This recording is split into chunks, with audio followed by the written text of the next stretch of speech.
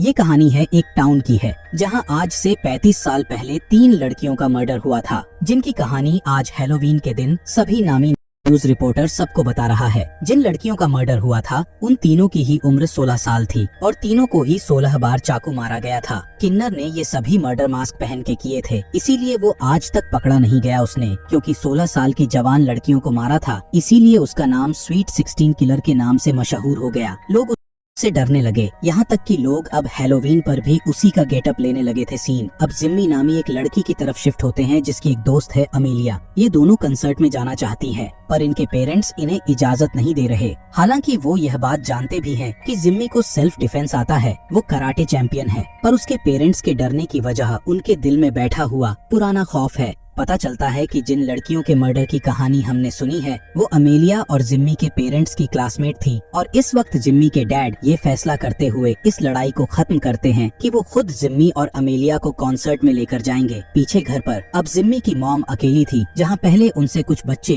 Halloween का gift लेने के लिए आते हैं और फिर स्वीट 16 किलर के फेस में एक आदमी इसे गिफ्ट्स या कैंडी नहीं चाहिए थी, बल्कि इसे दो जिम्मी की मॉम की जान चाहिए थी। वक्त रहते ही जिम्मी की मॉम दरवाजे को लॉक करते हुए जल्दी से पुलिस को इन्फॉर्म करती है, और इतने में किलर भी दरवाजे का लॉक खोल के घर के अंदर आ जाता है। अब पैम यानी जिम्मी की मॉम ड्रॉर के अंदर से एक गन निकालती है किलर को मारने के लिए, लेकिन किलर यहाँ गन पकड़कर उनके ऊपर हमला करना शुरू कर देता है, जहाँ पैम अपना अच्छा सेल्फ डिफेंस कर रही थी, क्योंकि वो खुद भी एक कराटे चैंपियन थी। अपने ऊपर हावी होते हुए किलर को एक जोरदार झटके से साइड पर गिराते हुए पैम जल्दी से किचन में जाकर एक नाइफ निकाल लेती है और किलर को बताती है कि तुम यहाँ से चले जाओ वरना पुलिस आने वाली है। ये सुन किलर भी थोड़ा घबरा जाता है। वो अब यहाँ से जाने के लिए पीछे मुड़ गया था। पैम को लगा कि जा चुका है, लेकिन तभी अचानक किलर पीछे से पैम के ऊपर हमला करते हुए उसे कई मर्तबा स्टैब करके मार देता है। किलर यहाँ से भाग जाता है और यहाँ अब पुलिस आ जाती है। न्यूज रिपोर्टर क्रिस सबको बताता है कि पैम को भी 16 मर्तबा स्टैब करके मारा गया है, यानी स्वीट 16 किलर वापस आ चुका है। जिम्मी भी तब अपनी मॉम की मर्डर की वजह से काफी दुखी थी। अगले दिन स्कूल में ऑफिसर्स जब केस की इन्वेस्टिगेशन करने के लिए जिम्मी को बुलाती हैं, जहां उसे बताया जाता है कि पैम काफी दिनों से क्रिस नामी न्यूज रिपोर्टर के साथ मिलती थी, इसलिए जिम्मी जाकर क्रिस से मिलती है और उससे पूछती है कि आखिर क्यों आप मेरी मॉम को इतने मैसेजेस करते थे। क्रिस बताता है क्योंकि तुम्हारी मॉम को कुछ दिन पहले ही किलर ने एक नोट भेजा था जिसमें लिखा था यू आर नेक्स्ट। उसी सीरियल किलर को पकड़ने के लिए हम दोनों एक साथ काम कर रहे थे। यही बातें वो जाकर अब अपनी फ्रेंड अमेलिया से डिस्कस करती है। यहाँ अमेलिया ने अपने साइंस फेयर के लिए अपनी मॉम का आइडिया यूज करते हुए एक टाइम मशीन बनाई थी। जिम्मी नोटिस कहती है कि उसने टाइम मशीन में उसी डेट को एंटर किया हुआ है जब आज से 35 साल पहले स्वीट 16 किलर के हाथों इनकी मॉम के फ्रेंड्स का मर्डर हुआ था, जिस बारे में अमेलिया जिम्मी से कहती है कि अगर हमने पास्ट में जाकर पहले होने वाले मर्डर्स को रोक दिया तो तुम्हारी मॉम भी आज जिंदा तुम्हारे साथ होंगी। पर प्रॉब्लम ये है कि ये टाइम मशीन काम ही नहीं कर रही। अब रात होने पर अमेलिया और जिम्मी दोनों ही इस टाइम मशीन के पास थे। वो लोग अपनी बातें ही कर रहे थे कि अचानक स्वीट 16 किलर जिम्मी पे भी हमला करने के लिए आ जाता है। वो अपने आप को बचाने के लिए टाइम मशीन के अंदर छुप जाती है, जहाँ अभी भी वो किलर जिम्मी को स्टैब करने की कोशिश कर रहा था और गलती से उसका चाकू टाइम मशीन के अंदर स्टैब हो जाता है। ऐसा करते ही ये टाइम मशीन चालू हो जाती है और देखते ही देखते ये सभी पहुंच जाती है उसी डेट में जब स्वीट 16 किलर ने पहला मर्डर किया था। उसकी टाइम मशीन भी अब खराब हो चुकी थी। वो सबसे पहले इस टाइम मशीन को छुपाती है और फिर अपने मॉम डैड के कॉलेज में आ जाती है। स्कूल में उसे वही तीनों लड़कियां भी मिल जाती हैं जिनका मर्डर हुआ था, और यहाँ एक लड़की जिम्मी को बहुत सी बॉल्स मारती है।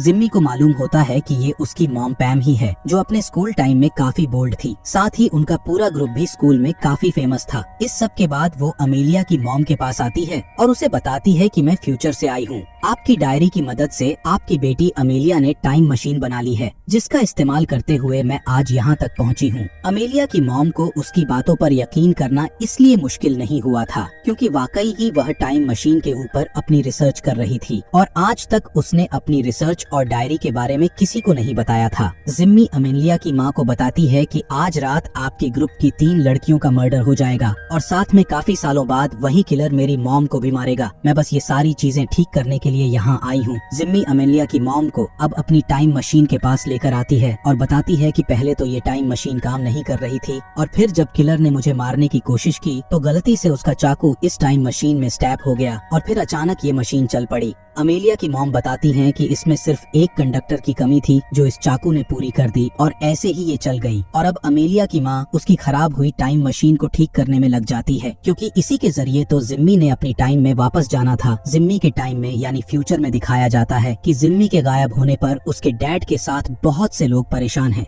पुलिस ऑफिसर्स भी उसे ढूंढने की कोशिश में है, जहां अमेलिया ऑफिसर्स को बताती है कि जिम्मी मेरी बनाई टाइम मशीन के जरिए पास्ट में जा चुकी है। सिवाय न्यूज रिपोर्टर क्रिस के कोई उसका यकीन नहीं करता। यहाँ पास्ट में दिखाया जाता है कि अमेलिया की मॉम और जिम्मी अब उस पार्टी में आई है जहाँ पर पहला मर्डर होगा। वो यहाँ आकर पैम यानी अपनी मोम के ग्रुप को बताती है कि आप लोग संभल के रहे, आप लोग के जान को खतरा है। पर ये लोग तो उसकी कोई बात नहीं सुनते और उसका मजाक उड़ाते हुए उसे यहाँ से बाहर निकाल देते हैं। लेकिन फिर भी जिम्मी हार नहीं मानती और वो पार्टी में इन चारों के ऊपर ही नजर रखी हुई थी। हम देखते हैं कि पैम की एक साथी ऊपर अपने बेडरूम में थी। तभी अचानक उसे स्वीट 16 किलर मास्क में नजर आता है, जिससे वो अपना फ्रेंड समझ रही थी। वो किलर अब उसके पास आता है और बेदर्दी से 16 मर्तबा उसके जिस्म में स्टैब करते हुए उसका खून कर देता है। उसकी आवाज सुनकर जल्दी से जिम्मी और पैम उसके कमरे में आते हैं और उसको मरा देखकर पैम की हालत बहुत ज्यादा खराब हो जाती है। जिम्मी उसे संभालकर पार्टी से बाहर लेकर आती है और यहाँ पर पैम पूछती है कि तुम्हें कैसे पता था कि हम में से किसी की जान खतरे में है। तब जिम्मी उसे सच ना बताते हुए ये कहती है कि मुझे बस फ्यूचर के विजन आते हैं, इसी वजह से मुझे ये बात पता थी। यहाँ फ्यूचर में हम देखते हैं कि अमेलिया के पास क्रिस आया है। वो उसे बताता है कि मुझे हमेशा से ये बात याद थी कि सबसे पहले जो उस लड़की का मर्डर हुआ था वो बेडरूम में नहीं बल्कि गैरेज में हुआ था। पर अब अगर पास्ट की फोटोज देखी जाए तो मर्डर बेडरूम में नजर आ रहा है, जिस पर अमेलिया उसे समझाती है कि क्योंकि जिम्मी फ्यूचर से पास्ट में गई है, हो सकता है कि इसीलिए पास्ट बदल गया हो। यही पास्ट की फोटोज में अमेलिया को जिम्मी भी नजर आती है और कुछ ही देर बाद उसे जिम्मी का एक मैसेज भी मिलता है, जिसमें उसने लिखा था कि तुम्हारी टाइम मशीन के अंदर एक कंडक्टर की कमी थी। जिसके बाद अमेलिया दोबारा टाइम मशीन बनाने में लग जाती है। पास्ट में हमें दिखाया जाता है कि जिम्मी अपनी मॉम के ग्रुप के साथ है। सभी अपने फ्रेंड की मर्डर की वजह से उदास हैं और यहाँ जिम्मी उन्हें आइडिया देती है एक पार्टी करने का। यहाँ से कहीं दूर जाकर अब इसी टाइम उनकी क्लास स्टार्ट हो जाती है और जिम्मी यहाँ एक ऐसे लड़की के पास बैठती है जिसकी राइटिंग उसे बिल्कुल अपनी मॉम की किलर की राइटिंग जैसी लग रही थी। अब अगले दिन ये लोग पार्टी करने के लिए जिस घर में आए थे, जब देखती है कि ये वही घर है जहाँ पे दूसरा मर्डर हुआ था। पैम के ग्रुप ने यहाँ पे अपने दूसरे फ्रेंड्स को भी बुलाया हुआ था। सभी स्विमिंग पूल में काफी एंजॉय कर रहे थे, जबकि दूसरी तरफ जिम्मी काफी परेशान थी क्योंकि किलर का अभी तक उसे कोई सुराग नहीं मिला था। आज जिस लड़की का असल में मर्डर होना था उसके रूम में पैम की दूसरी फ्रेंड लेटी हुई थी, जहां किलर अब उसे मारने के लिए आ जाता है। वो उससे बचने के लिए वहां से भागती है और सभी को उसका शोर सुनाई दे जाता है। ये सब लोग वहां आ जाते हैं, लेकिन इससे पहले कि ये लोग कुछ कर पाते, उस लड़की को बचा पाते, वो किलर 16 बार स्टैब करके इस लड़की को मार चुका था। पास्ट में जिम्मी और क्रिस के डैड इस किलर को पकड़ने की कोशिश करती है, लेकिन ये किलर बड़ी ही आसानी से दोनों को गिराकर यहाँ से भाग जाता है और पास में क्रिस के डैड इस मर्डर की रिपोर्ट करते हैं।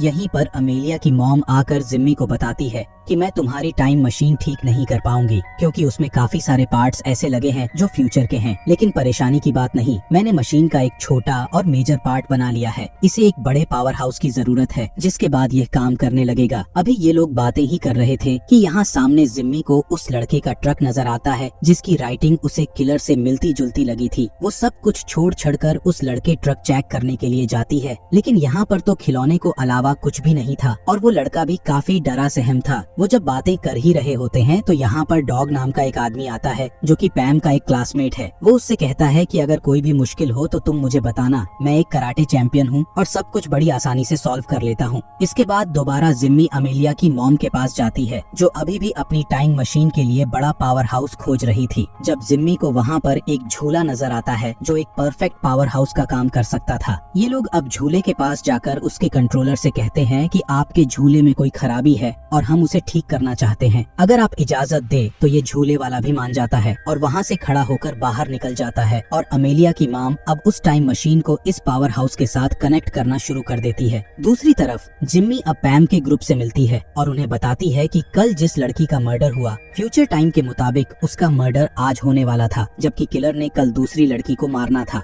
अब क्योंकि वो अपने सही टारगेट को नहीं मार पाया इसीलिए आज वो इस लड़की को मारने के लिए वापस जरूर आएगा। अगर हम सब लोग मिलकर काम करें तो हम इस लड़की की जान भी बचा सकते हैं और किलर को भी पकड़ सकते हैं। सभी लोग उसकी मदद करने को मान जाते हैं। जबकि फ्यूचर में दिखाया जाता है कि अमेलिया ने भी अपनी टाइम मशीन बना ली है। वो क्रिस से कहती है, हमें इसे एक्टिवेट करने के लिए एक मेटल कंडक्टर चाहिए होगा जिसे तुम जाकर ले आओ। इधर पास्ट में ये लोग किलर को पकड़ने की प्लानिंग कर चुके थे। जिम्मी अब उस लड़की को पावर हाउस में भेजती है जिसे किलर ने मारना था। उनके एक्सपेक्टेशन के बिल्कुल मुताबिक किलर भी वहाँ पहुँच जाता है और इससे पहले कि वो उस लड़की को मारता, उसे पहले जिम्मी नजर आ जाती है जिसने पिछले मर्डर के टाइम में भी इस किलर को पकड़ने की कोशिश की थी। वो सोचता है कि क्यों ना पहले जिम्मी को ही खत्म कर दिया जाए। वो जब जिम्मी के ऊपर हमला करने के लिए आगे बढ़ता है तो जिम्मी बड़ी ही आसानी से इस हमले से अपने को बचा लेती है क्योंकि उसे सेल्फ डिफेंस आता था। इससे पहले कि किलर अब उसके ऊपर भारी पड़ता, यहाँ पास्ट में ही जिम्मी के डैड और बाकी लोग भी आ जाते हैं जिन सभी के साथ किलर अकेला लेट DDH रहा था। उसकी फाइटिंग स्किल्स काफी अच्छी थी क्योंकि उसने एक ही वक्त में सभी को काबू किया हुआ था। किलर का ध्यान इन सब से लड़ने में था और इसी चीज का फायदा उठाते हुए पीछे से एक लड़की एक बड़ी सी स्टिक उसके सीने में स्टैब करके उसे मार देती है। फाइनली अब किलर मर चुका था। ये लोग किलर का मास्क उतार कर देखते हैं तो पता चलता है कि यह डॉग नाम का वही लड़का है जिसने पहले जिम्मी से बात की थी और उसे बताया था कि वो एक बहुत ही अच्छा कराटे चैंपियन है। लेकिन अब सवाल ये था कि इन्हीं का क्लास फेलो इन्हीं को क्यों मार रहा था। ये लोग डॉग के गले में पहना हुआ एक पेंडेंट देखते हैं जिसके अंदर एक लड़की की तस्वीर थी। अब पैम यानी जिम्मी की मॉम कहती है कि ये लड़की डॉग की फ्रेंड थी। वो काफी मोटी और अजीब दिखती थी, इसीलिए हम सारे उसे बुली किया करते थे। फिर एक दिन पैम की तीनों फ्रेंड्स ने उसे नाइट आउट में बुलाया और उसकी इतनी बेइज्जती करी कि उससे बर्दाश्त नहीं हो सका। गुस्से में उसने बहुत ड्रिंक किया और फिर गाड़ी चलाकर वहाँ से चली गई और इस सब में उसका एक्सीडेंट हो गया। वो मर गई। डॉग को लगता था कि उसकी फ्रेंड को मारने के पीछे इन तीनों लड़कियों का हाथ है, इसीलिए वो इन तीनों लड़कियों को मारना चाहता था। जिम्मी अब पैम से कहती है कि आप लोग बहुत बुरे हैं, आप लोग इतना बुरा काम भी कर सकते हैं। मुझे यकीन नहीं था। पैम कहती है,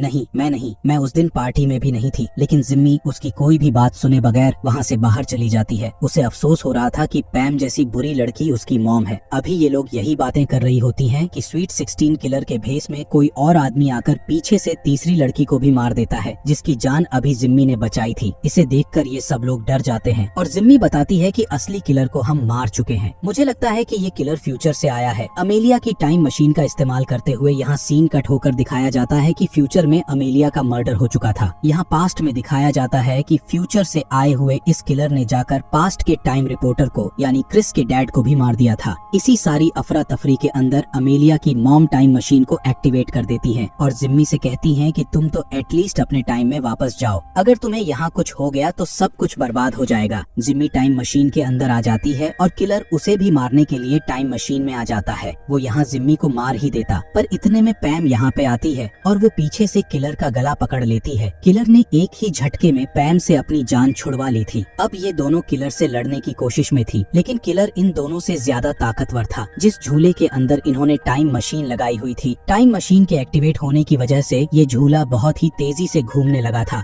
और इसकी वजह से ये सारे लोग अब पीछे जाने लगे थे। यहाँ तक कि ये लोग हिल भी नहीं पा रहे थे। पर ये किलर किसी तरह आहिस्ता आहिस्ता सरफेस के साथ साथ चलते चलते पैम तक पहुँच जाता है। इससे पहले कि वो पैम को स्टैब कर देता, यहाँ जिम्मी वक्त रहते ही इस झूले का दरवाजा खोल देती है जिसकी वजह से पैम यहाँ से बाहर गिर चुकी थी। दरवाजे की खुलने की वजह से हवा के प्रेशर के जरिए किलर का मास्क भी उतर जाता है जिसकी वजह से हम किलर का चेहरा देख पाते हैं, जो कोई और नहीं बल्कि फ्यूचर से आया न्यूज रिपोर्टर क्रिस ही है। उसने फ्यूचर में अमेलिया की टाइम मशीन का इस्तेमाल किया था और वह यहाँ पर आ गया। फ्यूचर में उसी ने ही जिम्मी की मॉम यानी पैम को भी मारा था ताकि स्वीट 16 किलर की कहानी कंटिन्यू रहे। लोग इस कहानी को आहिस्ता आहिस्ता भूलते जा रहे थे, पर क्रिस तो हर बार इसी कहानी की ब्रॉडकास्ट करके पैसे कमाता था। जिम्मी पूछती है कि आखिर तुमने अपने डैड को क्यों मारा, जिस पर क्रिस बताता है कि उन्होंने मेरा कभी ख्याल नहीं रखा, इसीलिए मैंने उन्हें मार दिया। इससे पहले कि इस टाइम मशीन के अंदर अब जिम्मी मारी जाती, वो एक नेल गन का इस्तेमाल करते हुए क्रिस को ही मार देती है और दिखाया जाता है कि फाइनली अब जिम्मी पहुंच चुकी है। अपने टाइम के अंदर घर आने पर वो देखती है कि उसके मॉम डैड दोनों सही सलामत थे, यानी उसने फाइनली एक्चुअली पास्ट को चेंज करके अपनी मॉम की जान बचा ली थी। यहाँ पर अब अमेलिया की मॉम जिम्मी से मिलती है और उसे एक साइड में ले जाकर बताती है कि मैं आज बहुत नर्वस थी। मैं जानती थी कि आज ही टाइम मशीन तुम्हें इस टाइम में लेकर आएगी और मैं नर्वस इसलिए थी कि अगर उस टाइम मशीन के अंदर से किलर भी निकला तो क्या होगा,